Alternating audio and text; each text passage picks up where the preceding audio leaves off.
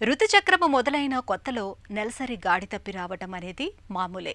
వయసుతో పాటు ఋతుక్రమము కూడా సర్దుకుంటుంది.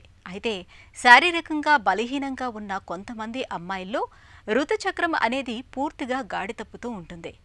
నెలలు గడుస్తున్నా కొంతమందిలో నెలసరి ఊసే ఉండదు. మరికొంతమందిలో నెలసరి ఇలా కనిపించి అలా మాయమవుతూ ఉంటుంది.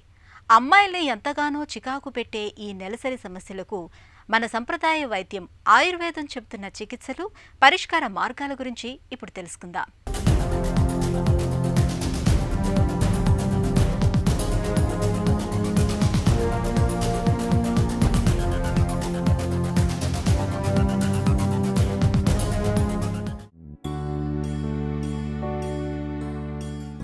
కౌమారంలో మొదలై 50 వసంతాల వరకు కొనసాగే ఋతుచక్రం కొంతమందిలో ఎలాంటి ఒడిదుడుకులు లేకుండా సాఫీగా సాగిపోతే, మరికొంతమందిలో మాత్రం గాడి తప్పుతుంటుంది. ఏ 2-3 నెలలకోసారి కనిపిస్తుంటుంది. కొంతమందిలో అయితే వరుసగా 3 నెలలు దాటిపోయినా నెలసరి ఊసే ఉండదు. ముఖ్యంగా శారీరకంగా బలహీనంగా ఉండే అమ్మాయిల్లో కొంతమందిలో నెలసరి చిక్కులు ఎక్కువగా కనిపిస్తుంటాయి. శారీరక బలహీనత మూలంగా ఒంట్లో హార్మోన్ల మధ్య సమతూకం దెబ్బతింటుంది. దీంతోపాటు రక్తహీనత, పీసీఓడి, థైరాయిడ్ లోపాలు, యాంటీ డిప్రెసెంట్, బీపీ మందులు, తీవ్రమైన మానసిక ఒత్తిడి, ఆందోళనలు ఇవన్నీ బలహీనంగా కనిపించే అమ్మాయిల్లో ఋతుచక్రం గాడి తప్పేలా చేస్తుంటాయి. మనం కొంతమంది ఆడపిల్లలు చాలా బలహీనంగా ఉండడం చూస్తూ ఉంటాము. అలాగే వాళ్ళకి నెలసరి సక్రమంగా రాకపోవడము, వచ్చినప్పుడు కూడా సక్రమంగా అవ్వకపోవడం అనేది చూస్తున్నాము. అయితే దీనికి చాలా రకాలైన కారణాలు ఉంటాయి. ముఖ్యంగా ఏంటంటే వీళ్ళ బలహీనత కూడా ఒక సమస్య అవ్వచ్చు. ఎందుకంటే ఆ వ్యక్తిలో బలహీనత ఉన్నప్పుడు, అంటే వాళ్ళకి సరైన వీక్గా ఉన్నప్పుడు, అంటే వాళ్ళకి ఓపిక లేనప్పుడు, అలాగే మెదడులో హార్మోన్ సక్రమంగా పనిచేయనప్పుడు, అలాగే వాళ్ళు తిండి సరిగ్గా తిననప్పుడు హార్మోన్ సక్రమంగా బాడీలో స్రవించవు. అలాంటప్పుడు వీళ్ళకి ఈ హార్మోన్ సమస్య రావడము, అలాగే వాళ్ళకి నెలసరి అవ్వకపోవడము, లేదా అవుతే కనుక ఇరెగ్యులర్గా అవడం అనేది చూస్తూ ఉంటాం. అయితే ఇలాంటప్పుడు ఏంటంటే వీళ్ళు ఆహార విహారాల్లో చాలా రకాలైన మార్పులు చేసుకోవాలి. కాబట్టి దీనికి ముఖ్యంగా ఏంటంటే ఆహారంలో వీళ్ళు మంచి ప్రోటీన్ గల ఆహార పదార్థాలు తీసుకోవాలి. ఏది లేకపోయినా కానీ మనం ఉడకపెట్టిన పల్లీలు తిన్నా కానీ మన శరీరానికి మంచి ప్రోటీన్స్ అందుతాయి. అదేవిధంగా బాదం పప్పు, కాజు, కిస్మిస్, అలాగే డ్రై ఫ్రూట్స్ అంటాము, అవన్నీ కూడా పిల్లలకి వాళ్ళు ఇస్తున్నారు. కాకపోతే ఏంటంటే వాళ్ళకి టైమ్లీ ఇవ్వడం, అంటే బ్రెయిన్కి ఆ పర్టికులర్ హార్మోన్కి ఈ యొక్క డేట్స్ కానీ ఇతరత్ర డ్రై ఫ్రూట్స్ ఏవైతే వాటిలో ఉండే ఆయిల్స్ ఏవైతే ఉంటాయో అవి బ్రెయిన్ హార్మోన్స్కి హెల్ప్ చేస్తుంటాయి. ఇదంతా కాకుండా ఏంటంటే ఆహారంలో వాళ్ళు మామూలుగా మన పూర్వకాలం పద్ధతిలో దంపుడు బియ్యం లాంటిది, ఓట్స్ లాంటివి, అలాగే కినోవా లాంటివి, అలా మిల్లెట్స్ లాంటివి కూడా వాళ్ళకి ఆహారంలో ఒక భాగంగా ఇస్తే కనుక వాళ్ళకి రావడానికి అవకాశం ఉంటుంది. ఎందుకంటే ఇవాళ పూర్తిగా పొట్టు తీసిన ఆహారం తింటున్నారు. ఆ పొట్టు తీసిన బియ్యం ఏదైతే తింటున్నారో దానివల్ల వీళ్ళకి B6, B12, B3 ఏవైతే ఎసెన్షియల్ మైక్రో న్యూట్రియంట్స్ ఏవైతే ఉంటాయో అవి అందనప్పుడు వీళ్ళకి హార్మోన్స్ అనేవి అందకపోవడం అనేది జరుగుతూ ఉంటుంది. ఇలా కాకుండా ఐరన్ డెఫిషియన్సీ లాంటిది ఉన్నప్పుడు దానికి ఆకుకూరలు, కూరగాయలు లాంటివి తీసుకోవాలి. అలాగే నాన్ వెజిటేరియన్స్ అయితే ఫిష్ లాంటిది అధికంగా తీసుకోవాలి. ఒమేగా 3, ఒమేగా 6 ఫ్యాటీ యాసిడ్స్ లాంటివి ఉంటాయి కాబట్టి అవి చాలా బాగా సహాయపడుతుంటాయి. కొంతమంది పూర్తిగా వ్యాయామం చేయరు. అలాంటి వాళ్ళు కొంత మితంగా వ్యాయామం చేయడం, లేకంటే కొన్ని రకాలైన యోగాసనాలు చేయడం ద్వారా బ్రెయిన్కి హార్మోన్స్ ట్రిగ్గర్ అయ్యి వాళ్ళు చాలా యాక్టివ్గా ఉండడంతో పాటు వాళ్ళకి ఒక హార్మోన్స్ సక్రమంగా సమయానికి రిలీజ్ అవ్వడానికి అవకాశం ఉంటుంది. శారీరకంగా బలహీనంగా ఉన్నప్పుడు ఒంట్లో హార్మోన్ల సమతూకం సరిగ్గా ఉండదు. మెదడు నుంచి సరైన సంకేతాలు అందక హార్మోన్ల ఉత్పత్తిలో హెచ్చుతగ్గులు కనిపిస్తుంటాయి. దీంతో నెలసరి రాకపోవడం, వచ్చినా వెంటనే ఆగిపోవడం 2-3 నెలలకోసారి అవడం జరుగుతుంటుంది. ఇలాంటప్పుడు ఆహార లోపాల్ని సరిచేసుకోవాలి. ముఖ్యంగా సమతుల ఆహారం తీసుకోవాలి. జంక్ ఫుడ్కి దూరంగా ఉండాలి. అతి వ్యాయామం కూడా మంచిది కాదు. ఒత్తిళ్లు, ఆందోళనలను తగ్గించుకోవాలి. ఆహారంలో కారం, పులుపు, మసాలాల్ని బాగా తగ్గించుకోవాలి. నెయ్యి, కందిపప్పు, పాత బియ్యం, పాల పదార్థాలను తరచూ తీసుకుంటూ ఉండాలి. అరటి, దానిమ్మ, ఉసిరి వంటి పళ్లతో పాటు ఖర్జూరం వంటి డ్రై ఫ్రూట్స్ని తరచూ తీసుకోవాలి. కరివేపాకు, సొంఠి, నువ్వులు, ఇంగువల్ని ఎక్కువగా తీసుకోవాలి.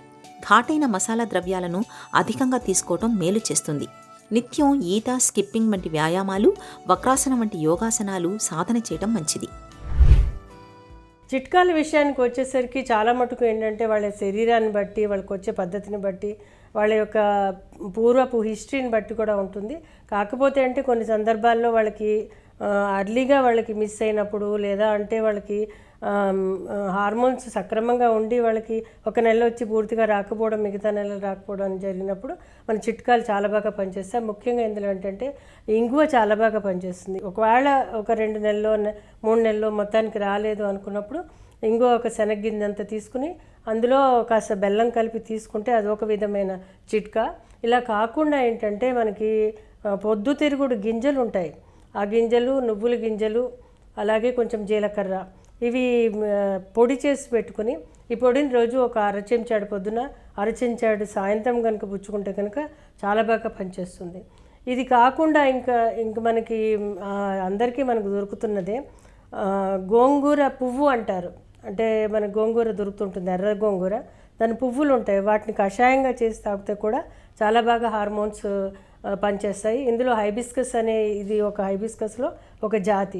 అదేవిధంగా మనకి మందార, రెక్క మందారము, అలాగే పొద్దుతిరుగు పువ్వులు, అలాగే కలబంద పువ్వులు, ఈ 3 పువ్వులు కూడా మనం కచ్చపచ్చగా దంచేసి దాంట్లో ఒక అరచెంచాడు నెయ్యి, ఒక దానికి సరిపడా తేనె కానీ లేదా పటికి బెల్లం కానీ కలిపి పొద్దున సాయంత్రం సుమారు ఒక గ్రాము చొప్పున ఒక 15-20 రోజులు కనుక పుచ్చుకుంటే కనుక రావడానికి అవకాశం ఉంటుంది. కొన్ని సందర్భాల్లో 40-45 రోజులు కూడా చెప్పడం జరిగింది.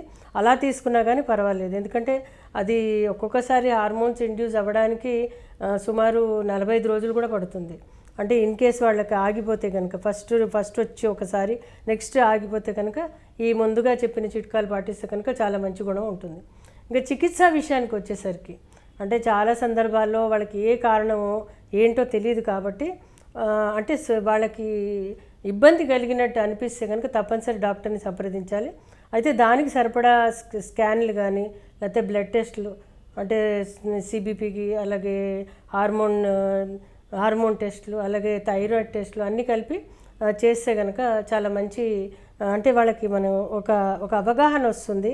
అదేవిధంగా వాళ్ళకి స్కాన్ లాంటిది తీయడం ద్వారా ఏదైనా పీసీఓడి లాంటిది ఉంటే కనుక అది గుర్తించి దానికి సరిపడా చికిత్స తీసుకుంటే మళ్ళీ వాళ్ళకి నెలసరి రావడానికి అవకాశాలు చాలా ఉంటాయి.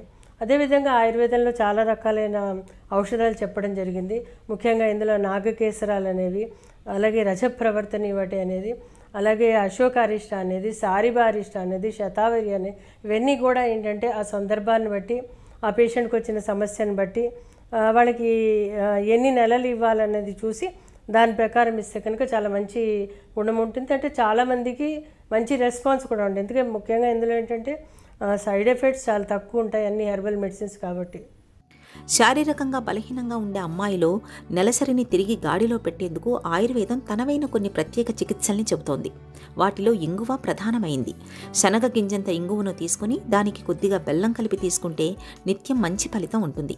అలాగే పొద్దుతిరుగుడు పువ్వు గింజలు, నువ్వులు, జీలకర్రను కలిపి పొడి చేసుకుని నిత్యం ఉదయం సాయంత్రం 2 పూటలా అర చెంచాడు తీసుకుంటూ ఉంటే హార్మోన్ల ఉత్పత్తి చక్కగా ఉంటుంది. గోంగూర పువ్వుల్ని కషాయంగా కాచుకుని తీసుకోవడం మంచిదే. రెక్కమందారం, పొద్దుతిరుగుడు పువ్వుల్ని, కలబంద పువ్వుల్ని కచ్చాపచ్చాగా దంచి దానికి కొద్దిగా తేనె లేదా పటిక బెల్లాన్ని కలిపి తీసుకుంటే మంచి ఫలితం ఉంటుంది. చిత్రకము అనే మూలికను పొడిగా చేసుకుని తేనెతో కానీ పాలతో కానీ తీసుకుంటే నెలసరులు సర్దుకుంటాయి. కొద్దిగా పసుపు, మిరియాలు, సొంఠిని సమభాగాలుగా తీసుకుని తేనెలో కలిపి ప్రతిరోజు పొద్దున్న సాయంత్రం అర చెంచాడు చొప్పున తీసుకుంటే మంచి ఫలితం ఉంటుంది. ఇక ఔషధాల విషయానికొస్తే రజ ప్రవర్ధిని వటి, ప్రదరాంతకరస్, ప్రతిరాతిరస్, ప్రతిరాది లోహం, లోహ భస్మం, మండూర భస్మం, అశోక, శతావరి వంటివి నెలసరి చిక్కులకు బాగా పనిచేస్తాయి.